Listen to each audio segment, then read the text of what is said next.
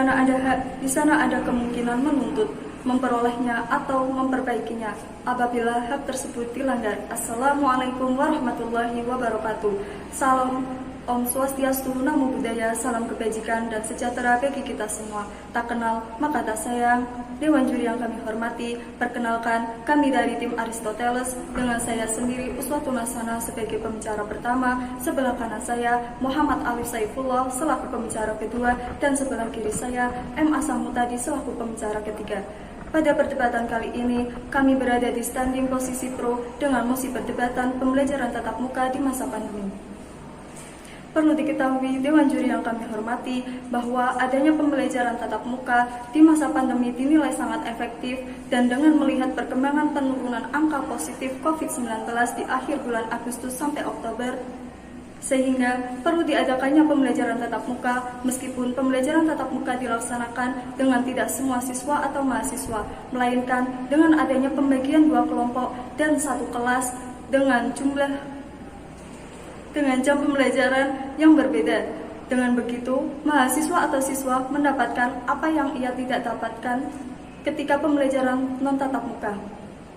Dewan juri yang kami hormati, pembelajaran jarak jauh memberikan dampak menurunnya kualitas belajar pada anak walaupun masih di tengah situasi pandemi. Pembelajaran tatap muka perlahan namun pasti akan kembali dilaksanakan seperti sebelum adanya pandemi COVID-19. Perlu diketahui, Dewan Juri yang kami hormati, dengan ketatnya protokol kesehatan dan vaksinasi, sarana dan prasarana penunjang protokol kesehatan di sekolah sudah cukup untuk melaksanakan pembelajaran tatap muka.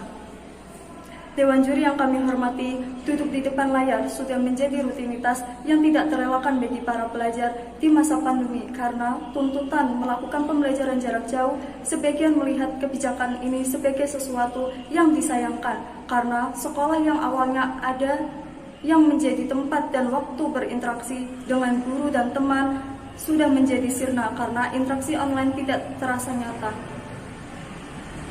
Untuk itu, Dewan Juri yang kami hormati, melihat dasar alasan tersebut, tim kami sebagai standing position pro tetap dengan jelas, lugas, dan mantap sangat setuju dengan mosi perdebatan kali ini. Dikarenakan mosi ini sangat menarik dibahas. Untuk lebih jelasnya, kemudian akan dijelaskan oleh rekan saya Muhammad Alif Saifullah selaku pembicara kedua dan M. Asamutadi selaku pembicara ketiga.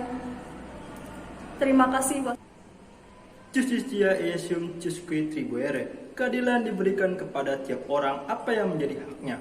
Dewan juri yang kami hormati, akhir-akhir ini kasus COVID-19 terhitung sejak akhir bulan Agustus hingga Oktober terdapat penurunan angka kematian dan angka positif COVID-19. Dari data yang dihimpun dari jurnal Tempo bahwa Indonesia mencatatkan kematian akibat COVID-19 di bulan September-Oktober sebesar 8.916 jiwa dibandingkan pada bulan Januari-Agustus lalu mencapai angka 38.904 jiwa, maka penurunan COVID-19 mencapai 77%. Hal itu dapat dikatakan bahwa penurunan masyarakat akibat COVID-19 sudah berangsur berkurang. Dewan juri yang kami hormati, merujuk pada butir Pancasila kelima yang berbunyi keadilan sosial bagi seluruh rakyat Indonesia. Oleh sebab itu, perlu adanya keadilan dalam metode pembelajaran di masa pandemi, di mana semenjak pandemi ini dinyatakan oleh Presiden Joko Widodo dan WHO, aktivitas pembelajaran tatap muka diganti dengan pembelajaran non-tatap muka atau daring. Dari aspek tersebut sangat begitu terasa berat kepada siswa atau mahasiswa yang notabene dari keluarga yang tidak mampu mengharuskan mempunyai handphone sebagai sarana pembelajaran daring.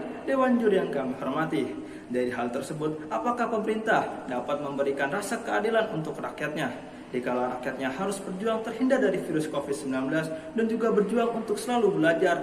Apabila pembelajaran secara daring terus-menerus dilakukan, maka akan terasa timbul kebosanan dan kejenuhan di antara kalangan pelajar dan juga pengajar, sehingga efek dari dampak tersebut membuat metode pembelajaran daring menjadi tidak efisien dan efektif di masa pandemik ini. Dewan juri yang kami hormati, dalam pembukaan Undang-Undang Dasar 1945 alinea keempat berbunyi, untuk melindungi segenap bangsa Indonesia dan seluruh tumpah darah Indonesia, memajukan kesejahteraan umum serta mencerdaskan kehidupan bangsa.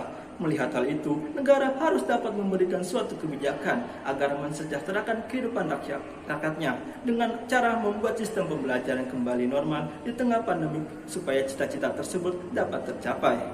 Kemudian, berdasarkan Surat Edaran Nomor 4 Tahun 2021 tentang penyelenggaraan pembelajaran tatap muka akademik 2021-2022 mengacu pada surat keputusan bersama Menteri Pendidikan dan Kebudayaan, Menteri Agama, Menteri Kesehatan, dan Menteri Dalam Negeri Republik Indonesia.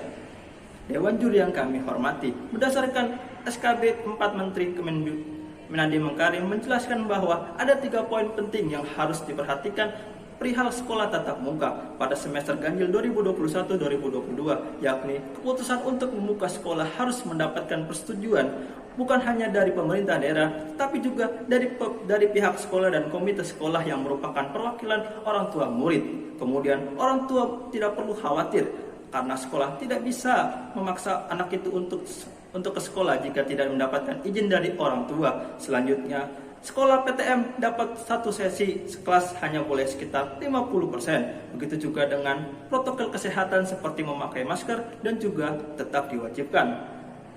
Dewan Juri yang kami hormati, melihat akan hal tersebut merujuk pada pasal 31 Undang-Undang Dasar 1945. Setiap warga negara berhak mendapatkan pendidikan. Setiap warga negara wajib mengikuti pendidikan dasar dan pemerintah wajib membiayainya. Dewan Juri yang kami hormati, apabila ingin memperpanjang pembelajaran secara daring, apakah pemerintah sanggup untuk membiayai semua sarana pembelajaran tatap muka agar dapat pemerataan di semua sektor seperti kuota internet serta jaringan internet yang terkoneksi hingga ke daerah terpencil.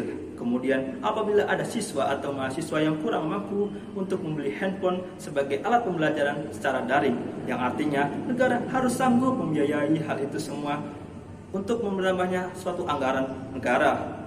Dewan Juri yang kami hormati, oleh sebab itu kami tekankan kembali bahwa kami dengan secara jelas, lugas, dan mantap sangat setuju pada mosi perdebatan kali ini, yaitu pembelajaran tatap muka di masa pandemi. Sekian, terima kasih. Asas Welfare State menjelaskan bahwa pemerintahan pusat bertugas menjaga keamanan dalam arti seluas-luasnya dengan mengutamakan kesejahteraan rakyat. Dewan Juri yang kami hormati, pada sistem pembelajaran tatap muka sesuai dengan teori belajar behavioristik, teori ini dikembangkan dengan pola interaksi antara guru dan siswa secara langsung, sehingga mampu memberikan hasil maksimal. Berdasarkan teori tersebut, sudah jelas bahwa pembelajaran tatap muka lebih dan sangat penting dilakukan. Karena jika pembelajaran dilakukan secara online, maka akan memengaruhi kualitas belajar, dan prestasi siswa maupun mahasiswa semakin menurun. Dan pembelajaran secara online banyak disalahgunakan tidak dengan keperluan belajar, seperti hanya menyiapkan saja, selebihnya digunakan untuk bersosmed dan mengakibatkan kualitas belajar semakin menurun. Dewan Juri yang kami hormati, menurut jurnal Tempo bahwa survei mengenai diadakan pembelajaran tatap muka di masa pandemi COVID-19 mendapatkan respon sebanyak 40 mahasiswa. Berdasarkan hasil survei tersebut, diperoleh data yakni sehingga 70% mahasiswa setuju apabila diadakan pembelajaran secara daring atau tatap muka, dan 30% setuju dengan diadakannya pembelajaran secara daring di mana pandemi ini. Artinya bahwa kebanyakan mahasiswa menginginkan pembelajaran tatap muka karena mereka merasa tidak efektif apabila dilakukan secara jarak jauh. Dewan Juri yang kami hormati, menurut survei Bapak Ganjar hari pertama ia mengunjungi SMP 13 Kota Semarang yang melakukan pembelajaran tatap muka. Menurutnya sekolah tersebut sudah menerapkan protokol kesehatan. Artinya jika tidak dalam membuat klaster COVID-19 baru, jika pembelajaran tatap muka dilakukan secara sesuai SKP Mendikbud Nadiem Makarim dan ketentuan lainnya. Dewan Juri yang kami hormati, berdasarkan hasil survei Direktorat Sekolah Dasar Kemendikbud menjelaskan bahwa sebanyak 99% sekolah sudah menyiapkan ruang yang layak dan bersih. Kemudian 96% dari responden sekolah juga sudah melakukan pembersihan ruangan dengan disinfektan. 98% sudah melakukan pembersihan toilet secara berkala. Sementara 4% lainnya tidak melakukan. Sebanyak 97% sudah memiliki fasilitas ruang yang baik. Sementara 3% sekolah tidak memiliki. Terkait penyimpanan fasilitas mencuci tangan 99%. Sekolah memiliki sanitizer yang didirikan air bersih dengan baik. 1%-nya tidak memiliki aliran air bersih yang baik. Dewan Juri yang kami hormati, kemudian 98% sekolah sudah memiliki termogun dan 77% sekolah sudah menyiapkan petunjuk jarak aman pada tempat tertentu. Yang tidak kalah pentingnya, hasil survei menunjukkan ada sebanyak 70% sekolah yang sudah menyiapkan ruang UKS dengan alat pelindung diri atau APD. Sebanyak 73% sekolah sudah memiliki data siswa kondibit dan 21 tidak memiliki data.